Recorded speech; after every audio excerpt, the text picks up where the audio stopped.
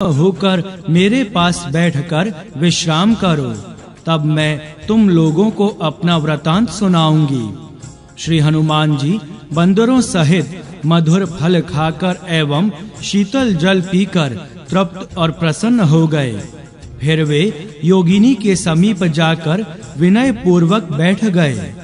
भक्तिमती माँ देवी ने वानरों सहित हनुमान जी को बताया, पूर्व काल की बात है। भगवान विश्वकर्मा की हेमा नामक एक अत्यंत सुंदरी पुत्री थी।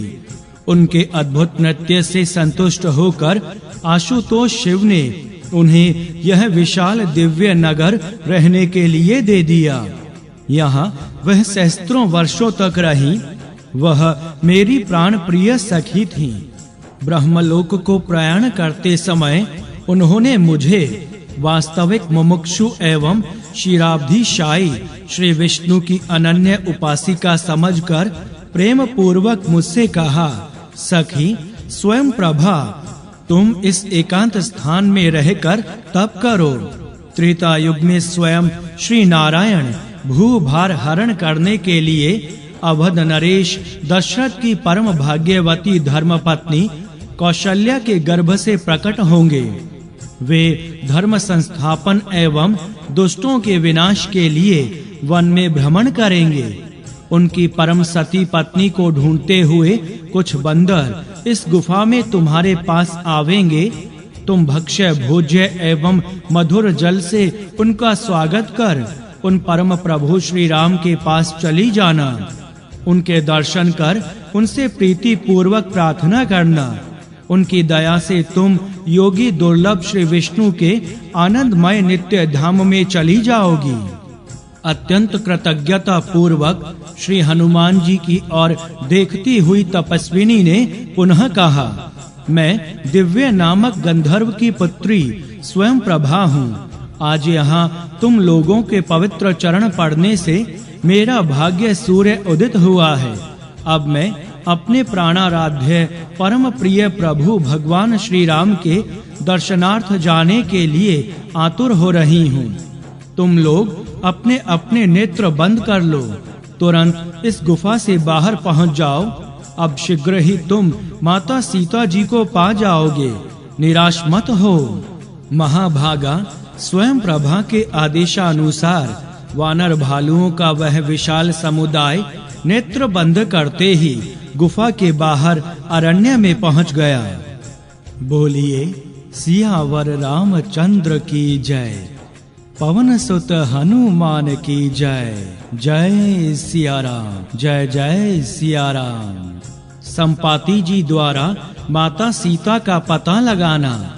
वानर भालू पुनः श्री जनक नंदनी की खोज में लगे। अत्यधिक श्रम के साथ खोज करने पर भी दशानन या श्री माँ सीता जी का कहीं पता नहीं चला। थके हुए वानर भालू बैठकर परस्पर विचार करने लगे कि क्या किया जाए। उस समय अत्यंत दुखित होकर अंगद जी ने कहा, इस कंदरा में घूमते हुए संभवतः 1 मास बीत गया। राजा सुग्रीव की दी हुई अवधि समाप्त हो गई और माता भगवती सीता का पता नहीं चला। अब किष्किंधा लौटने पर तो हम निश्चय ही मारे जाएंगे। मुझे तो वे छोड़ ही नहीं सकते, अवश्य मार डालेंगे, कारण मैं उनके शत्रु का पुत्र हूँ। मेरी रक्षा तो धर्मात्मा वीरवर श्री राम जी ने की है। अब प्रभु का कार्य पूरा ना करने का बहाना लेकर वे मुझे किस प्रकार जीवित छोड़ सकते हैं। अतएव मैं तो लौटूंगा नहीं, किसी न किसी प्रकार यही अपना शरीर त्याग दूंगा। इस प्रकार साश्रु नयन युवराज को विलाप करते देखकर वानरों को बड़ा क्लेश हुआ।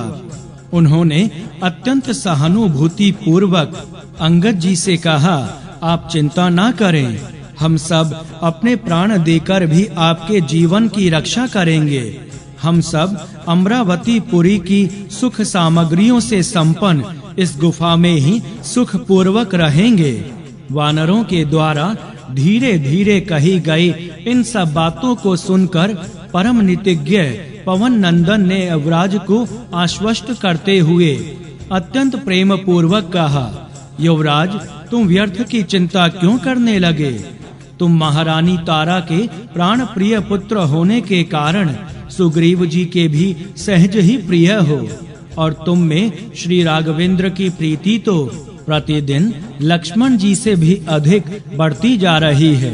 वानरों ने जो तुम्हें इस गुफा में निष्कंटक रहने का परामर्श दिया है वह व्यर्थ है, क्योंकि त्रैलोक्य का कोई भी लक्ष्य श्री रघुनंदन के बाणों से अभेद्य नहीं है। स्त्री बच्चों से कभी पृथक ना रहने वाले ये वानर तुम्हें उचित परामर्श नहीं दे रहे हैं। पवन पुत्र ने अत्यंत प्रेम पूर्वक अंगद जी को समझाते हुए आगे कहा, इनके अतिरिक्त पुत्र मैं एक अत्यंत गुप्त रहस्य और बताता हूँ, सावधान होकर सुनो। भगवान श्री राम कोई साधारण मनुष्य नहीं है, वे साक्षात निर्विकार श्री नारायण देव हैं। माता भगवती सीता जी जगमोहिनी माया हैं, और लक्ष्मण जी त्रिभुवनाधार साक्षात नागराज शेष जी हैं। वे सब ब्रह्मा जी की प्रार्थना से राक्षसों के विनाश के लिए माया मानव रूप में उत्पन्न हुए हैं। इनमें से प्रत्येक त्रिलोकी की रक्षा करने में समर्थ है। हमारा तो परम सौभाग्य है कि हम परम प्रभु की लीला के कार्य में निमित्त बन रहे हैं। इस प्रकार युवराज अंगद को धैर्य प्रदान करने के अनंतर परम पराक्रमी रामदूत श्री हनुमान जी जांबवान और अंगद आदि वानरों के साथ माता सीता को ढूंढते हुए धीरे-धीरे दक्षिण समुद्र तट पर महेंद्र पर्वत की पवित्र उपत्यका में जा पहुँचे। वहां सामने अगाध एवं असीम महासागर की भयानक लहरों को देखकर वानर भालू घबरा गए। सीतान्वेषण के लिए सुग्रीव जी की दी हुई 1 मास की अवधि भी समाप्त हो गई, और सामने महासमुद्र वीर बानर भालुओं की बुद्धि काम नहीं कर पा रही थी। इस कारण वानर राज सुग्रीव के कठोर दंड की कल्पना कर उन्होंने कहा, राजा सुग्रीव बड़े दुर्दंड हैं, वे हमें निसंदेह मार डालेंगे।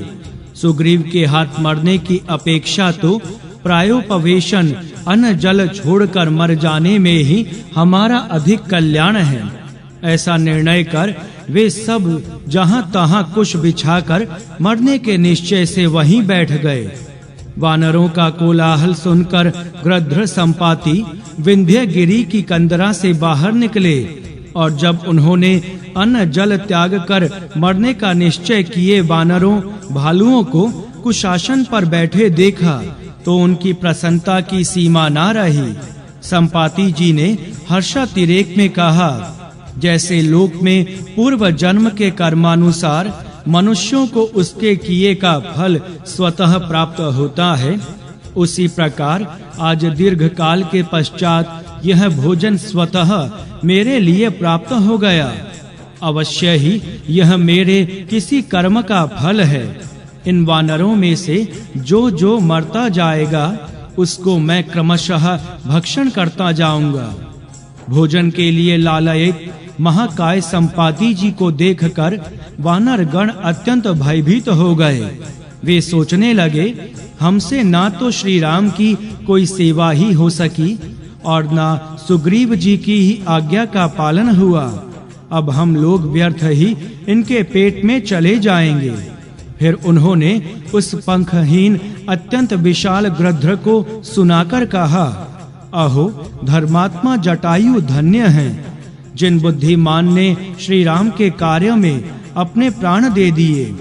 देखो उन शत्रु दमन ने वह मोक्ष पद प्राप्त कर लिया जो योगियों को भी दुर्लभ है।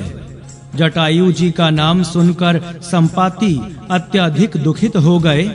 अत्यंत आश्चर्य से उन्होंने वानरों से कहा, हे कपि श्रेष्ठ गण, तुम लोग कौन हो जो आपस में मेरे कानों को अमृत के समान प्रिय लगने वाले मेरे भाई जटायु का नाम ले रहे हो? तुम मुझसे किसी प्रकार का भय ना करके अपना वृतांत कहो। बोलिए सियावर रामचंद्र की जय। पवन सुत हनुमान की जय। जय सिया राम, जय जय सिया राम। संपाति जी के आश्वासन देने पर भी वानर यूथपतियों ने उन पर विश्वास नहीं किया। वे मांस भोजी महाकाय गृध्र से अत्यंत शंकित थे।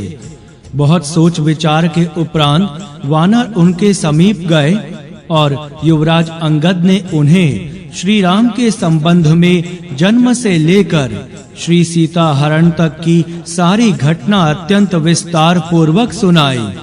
इसके बाद जटायु के श्री सीता जी की रक्षा के लिए रावण के साथ युद्ध कर श्री राम की गोद में सुख पूर्वक प्राण विसर्जन करने की बात कही। परम कारुणिक श्री राम ने जिस प्रकार उनकी अंतिम क्रिया की थी वह भी उन्होंने भाव विभोर होकर बताई और अंत में उन्होंने यह भी कहा कि हम लोग वानरों के राजा सुग्रीव के आदेश से श्री मां सीता जी की खोज के लिए यहाँ तक आए हैं, पर अब तक उनका कोई पता नहीं लग सका है। इस कारण हम लोग दुख से अधीर और व्याकुल हो रहे हैं। अपने प्राण प्रिय भाई जटायु जी का प्रभु के लिए प्राणार्पण एवं उनकी अंतिम गति का सुखद संवाद सुनकर संपाति जी आनंद विहल हो गए। इतना ही नहीं, महामुनि चंद्रमा के वचनों के अनुसार अपने परम कल्याण का क्षण उपस्थित जानकर वे अपना सारा दुख भूल गए। उनके अंग अंग परमानंद से पुलकित हो गए। अंगद जी के वचन सुनकर चित्त में प्रसन्न हो संपाति जी ने कहा, हे कपीश्वरों, जटायु मेरे परम प्रिय भाई हैं। आज कई सहस्त्र वर्षों के अनंतर मैंने भाई का समाचार सुना है। मैं वाणी और बुद्धि के द्वारा तुम सब लोगों का प्रिय कार्य अवश्य करूंगा, क्योंकि दशरथ नंदन श्री राम का जो कार्य है वह मेरा ही है, इसमें संशय नहीं है।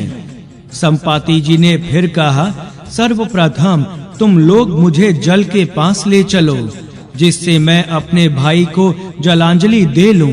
फिर तुम लोगों की कार्य सिद्धि के लिए मैं उचित मार्ग बताऊंगा। संपाति जी की इच्छा जानकर महावीर हनुमान जी उन्हें उठाकर समुद्र तट पर ले गए।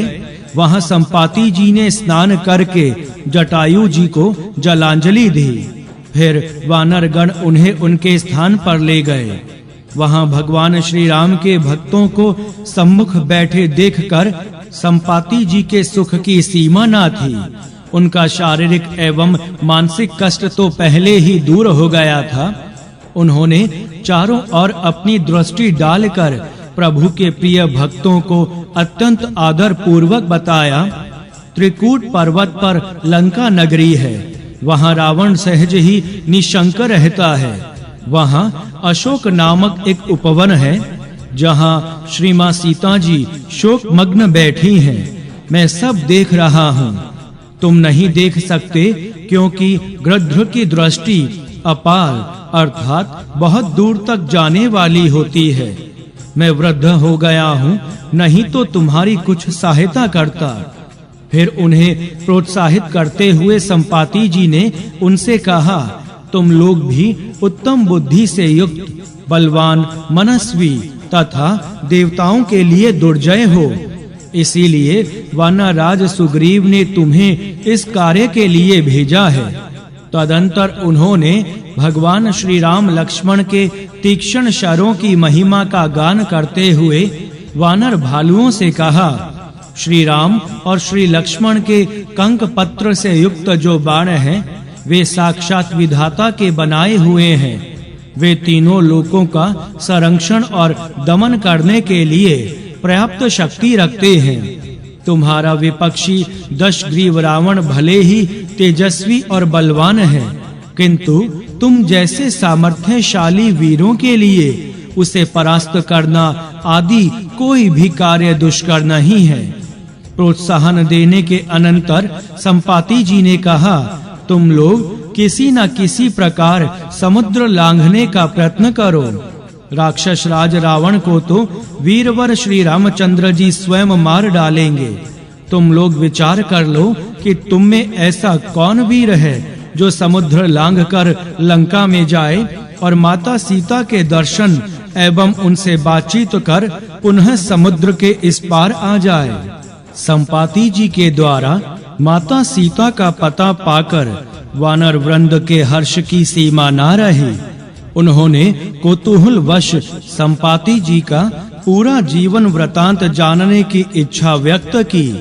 उन्होंने उन्हें बड़े ही आदर और प्रेम पूर्वक अपने पंख भस्म होने एवं चंद्रमा मुनि के द्वारा कही गई सारी बातें सुना दी। इसके अनंतर उन्होंने कहा, वानरों, पंखहीन पक्षी की विवशता क्या कही जाए। मेरी इस अत्यंत दयनीय स्थिति में मेरा पुत्र पक्षी प्रवर सुपार्श्व ही मुझे यथा समय आहार प्रदान कर मेरा भरण पोषण करता आया है। हम लोगों की क्षुधा अत्यंत तीव्र होती है। एक दिन मैं भूख से छटपटा रहा था, किंतु मेरा पुत्र देर से रिक्त हस्त लौटा। इस कारण मैंने उनके अनेक कटु बातें कहीं। इस पर उन्होंने अत्यंत विनम्रता पूर्वक मुझसे कहा, मैं आपके आहार के लिए यथा समय आकाश में उड़ गया और महेंद्रगिरी के द्वार को रोककर अपनी चोंच नीचे किए समुद्री जीवों को देखने लगा। उसी समय वहां मैंने एक कंजल गिरी की भांति बलवान पुरुष को देखा, जो अपनी साथ एक अलौकिक तेजस्विनी स्त्री को बलात् लिए जा रहा था। उस स्त्री और पुरुष के द्वारा मैंने आपकी भूख मिटाने का निश्चय किया, किंतु उस पुरुष की अत्यंत मधुर एवं विनम्र वाणी से प्रभावित होकर मैंने उसे छोड़ दिया। इसके अनंतर मुझे महर्षियों एवं सिद्ध पुरुषों से विदित हुआ कि वह अलौकिक तेजस्विनी स्त्री दशरथ नंदन श्री राम की पत्नी भगवती माता सीता थी और काला पुरुष लंकाधिपति रावण था। श्री मां सीता के केश खुले हुए थे। वे अत्यंत दुख से भगवान श्री राम और लक्ष्मण का नाम लेकर विलाप कर रही थीं और उनके आभूषण गिरते जा रहे थे। इसी कारण मुझे यहाँ आने में देर हो गई। पंखहीन, असहाय और विवश मैं छटपटा कर रह गया। मैं कुछ नहीं कर सकता था। दुष्ट रावण की शक्तियों से मैं परिचित था। इस कारण जगदम्बा माता सीता की रक्षा न करने के कारण मैंने उसे कठोर वचन कहे। फिर संपाति जी ने कहा, श्री मां सीता का विलाप सुनकर और उनसे बिछड़े हुए श्री राम तथा लक्ष्मण का परिचय पाकर तथा राजा दशरथ के प्रति मेरे स्नेह का स्मरण करके भी मेरे पुत्र ने जो सीता जी की रक्षा नहीं की, अपने इस बर्ताव से उसने मुझे प्रसन्न नहीं किया, मेरा प्रिय कार्य नहीं होने दिया।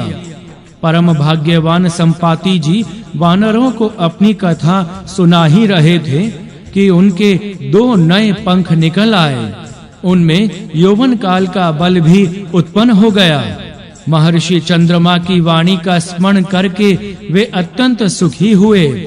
उन्होंने वानरों से कहा, वानरों, तुम सब प्रकार से यत्न करो, निश्चय ही तुम्हें माता सीता का दर्शन प्राप्त होगा। मुझे पंखों का प्राप्त होना तुम लोगों की कार्य सिद्धि का विश्वास दिलाने वाला है। फिर उन्होंने भगवान श्री राम के मंगलमय नाम की महिमा का बखान करते हुए उनके लिए समुद्रालंघन अत्यंत सरल कार्य बताया। संपाति जी ने कहा, वानरगण, जिनके स्मरण मात्र से महान दुष्ट जन भी इस अपार संसार सागर को पार करके भगवान विष्णु के सनातन परम पद को प्राप्त कर लेते हैं, तुम लोग त्रिलोकी की स्थिति करने वाले उन्हीं भगवान श्री राम के प्रिय भक्त गण हो। फिर इस शुद्र समुद्र मात्र को पार करने में तुम क्यों समर्थ ना होगे। विनीत आत्मा परम पराक्रमी पवन कुमार भाग्यवान संपाति जी के एक एक शब्द को अत्यंत ध्यान पूर्वक सुन रहे थे। माता सीता का सुस्पष्ट पता विदित हो जाने पर श्री राम दूत हनुमान जी की प्रसन्नता की सीमा न रही। उनके रोम रोम पुलकित हो गए। उसी समय पक्षी श्रेष्ठ संपाति जी उस पर्वत शिखर से उड़कर चले गए। बोलिए सियावर रामचंद्र की जय, पवन सुत हनुमान की जय। जय सिया राम, जय जय सिया राम। समुद्र का उल्लंघन और लंका में प्रवेश। गृध्रराज संपाति जी के द्वारा श्री जनक दुलारी का पता पाकर वानर भालुओं का विशाल समुदाय हर्षातिरेक से उछलने कूदने लगा। किंतु जब वे लोग महान जलधि के तट पर पहुंचे तब उनका रोमांचकारी स्वरूप देखकर सहम उठे। भयानक गर्जन करते हुए उतुंग लहरों वाले असीम सागर के पार कैसे जाया जाए।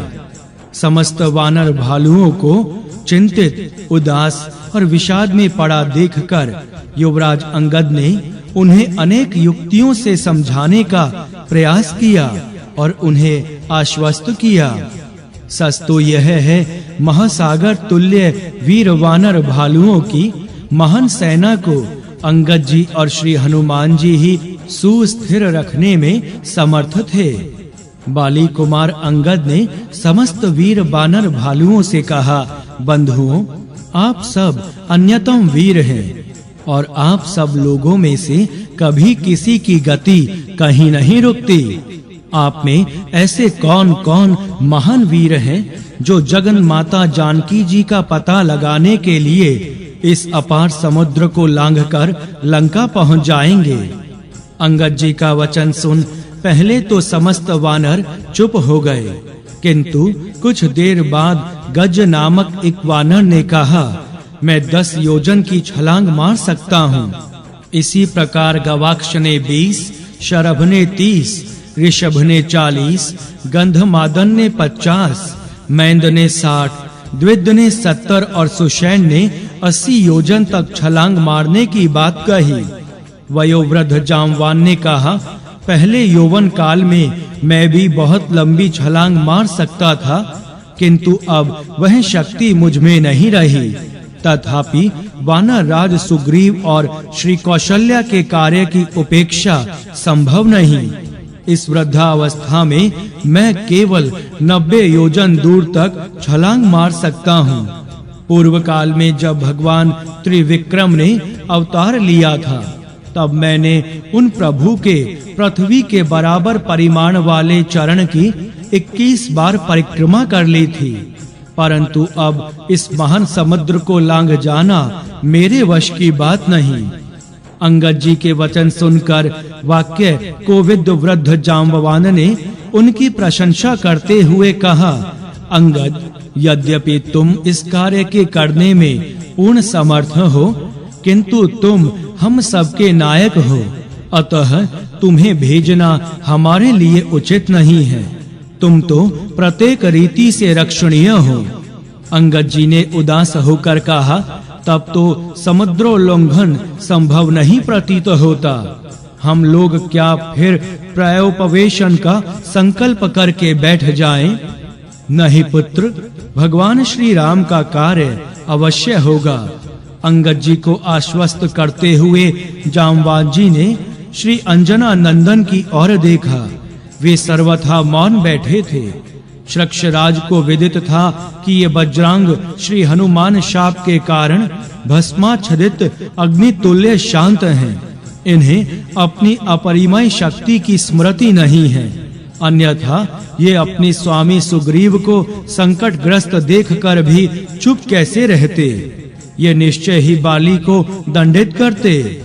जामवान जी ने श्री हनुमान जी को उनकी शक्ति का स्मरण दिलाते हुए कहा, भगवान श्री राम के अनन्य भक्त वज्रांग हनुमान जी, श्री राम के कार्य के लिए ही तुमने अवतार धारण किया है, फिर चुपचाप क्यों बैठे हो? महावीर, तुम पवन के पुत्र हो। तुमने माता अंजना का दुग्ध पान किया है। बाल्यकाल में ही तुम सूर्य देव को अरुण फल समझकर उन्हें भक्षण करने के लिए एक ही छलांग में उनके पास पहुंच गए थे। ब्रह्मा आदि देवताओं ने तुम्हें अलौकिक वरदान प्रदान किए हैं। महावीर केशरी किशोर, तुम अपरिमित शक्ति संपन्न हो। तुम्हारी गति अव्याहत है। यह विशाल जलधि तो तुम्हारे लिए नगण्य है। उठो और समुद्र को लांघकर लंका पहुंच जाओ। वहां माता सीता के दर्शन कर तुरंत लौट आओ। हम वानर भालुओं के जीवन की रक्षा कर लो। विवेक और ज्ञान के निधान वायुपुत्र, देखो ये चिंतित और उदास असंख्य वानर भालू तुम्हारी ओर देख रहे हैं। जामवान जी के वचन सुनते ही भगवान की स्मृति में तल्लीन हनुमान जी को अपने बल और पराक्रम का स्मरण हो आया। तत्क्षण उनका शरीर पर्वताकार हो गया। उन्होंने अपने में अपार शक्ति का अनुभव किया और भयानक गर्जना की। उस गर्जना से धरती, आकाश तथा समस्त दिशाएं कांप उठी। कनक भूधराकर पवन कुमार ने गरजते हुए कहा, वानरों, मैं भगवान की कृपा से आकाशचारी समस्त ग्रह नक्षत्र आदि को लांघकर आगे बढ़ जाने के लिए तैयार हूँ। मैं चाहूँ तो समुद्रों को सोख लूं, पृथ्वी को विदीर्ण कर दूं और कूद कूद कर पर्वतों को विचूर्ण कर डालूं। यह तुच्छ समुद्र मेरे लिए कुछ भी नहीं है। बताओ मुझे क्या करना है? कहो तो मैं लंका में जाकर उसे उठाकर समुद्र में डुबो दूं और माता सीता को यहाँ ले आऊं, या कहो तो रावण सहित समूची लंका को जलाकर भस्म कर दूं, अथवा कहो तो राक्षस राज रावण के कंठ में रस्सी बांधकर उसे घसीटते हुए यहाँ लाकर भगवान श्री राम के चरणों में पटक दूं, या केवल जगन माता जानकी जी को देखकर ही लौट आऊं। परम शक्तिशाली पवन कुमार के वचन सुनकर जामवान ने प्रसन्न होकर कहा, तात तुम सर्व समर्थ हो, किंतु तुम भगवान के दूत हो। तुम केवल माता सीता का दर्शन कर उनका समाचार लेकर चले आओ। इसके अनंतर भगवान श्री राम वहां जाकर असुर कुल का उद्धार करेंगे। उनकी पवित्र कीर्ति का विस्तार होगा और हम सभी प्रभु कार्य में सहायक होकर कृतार्थ होंगे। हम समस्त वानर भालुओं के प्राण तुम्हारे अधीन हैं। हम सब आतुरता पूर्वक तुम्हारी प्रतीक्षा करते रहेंगे। तुम शीघ्र जाओ, आकाश मार्ग से जाते हुए तुम्हारा कल्याण हो। वृद्ध वानर भालुओं के आशीर्वाद से प्रसन्न होकर महापराक्रमी शत्रुमर्दन श्री रामदूत हनुमान उछलकर महेंद्र पर्वत के शिखर पर चढ़ गए। उनके चरणों के आघात से पर्वत नीचे धंसने लगा और वृक्षों सहित पर्वत शंख टूट कर गिरने लगे। उस समय समस्त प्राणियों को वायुपुत्र महात्मा हनुमान जी महान पर्वत के समान, विशाल काय सुवर्ण वर्ण अरुण बाल सूर्य के समान मनोहर मुख वाले और महान सर्पराज के समान दीर्घ भुजाओं वाले दिखाई देने लगे। समुद्र पार करने के लिए प्रस्तुत आंजनेय ने पूर्वाभिमुख होकर अपने पिता वायुदेव को प्रणाम किया। फिर उन्होंने भगवान श्री राम का स्मरण कर वानर भालुओं से कहा, वानरगण, मैं परम प्रभु श्री राम की कृपा से उनके अमोघ बाण की गति से लंका जाकर जगजननी के दर्शन कर